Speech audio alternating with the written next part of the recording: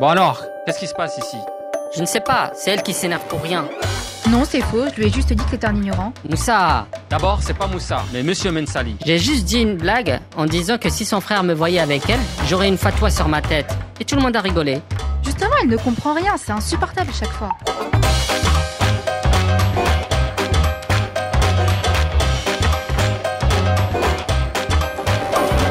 La fatwa en Occident renvoie à l'anathème, à l'excommunication. C'est l'usage qu'ont fait les mass-médias depuis la fatwa de Khomeini à l'encontre de Salman Rushdie. Depuis lors, on considère la fatwa comme une excommunication, comme un anathème, comme un appel au crime, ce qui n'a rien à voir, bien sûr, avec la définition classique de la fatwa. La fatwa, c'est une interprétation de la loi dans une réalité donnée.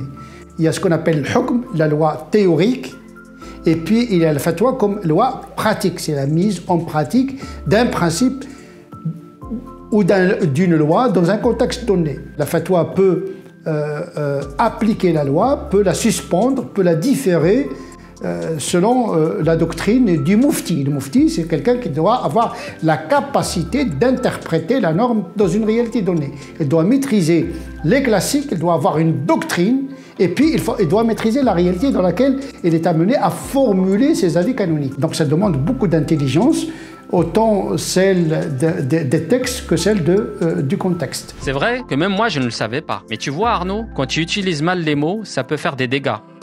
Tu vois que ça n'a rien à voir avec la condamnation à mort. Ce qui est permis aujourd'hui, il peut être interdit demain.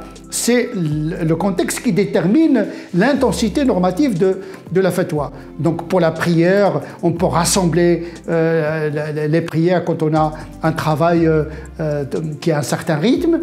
On peut faire la prière assis si on ne peut pas, on a un travail qui ne nous permet pas de déconnecter par rapport au travail donné, etc., etc. Ça dépend des situations.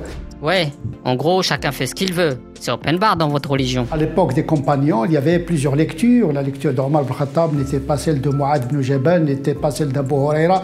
Donc l'islam, il a pris en considération cette diversité naturelle anthropologique.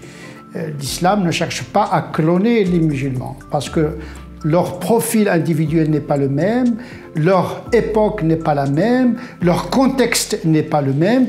Et donc l'islam, dès son départ, il a prévu la diversité.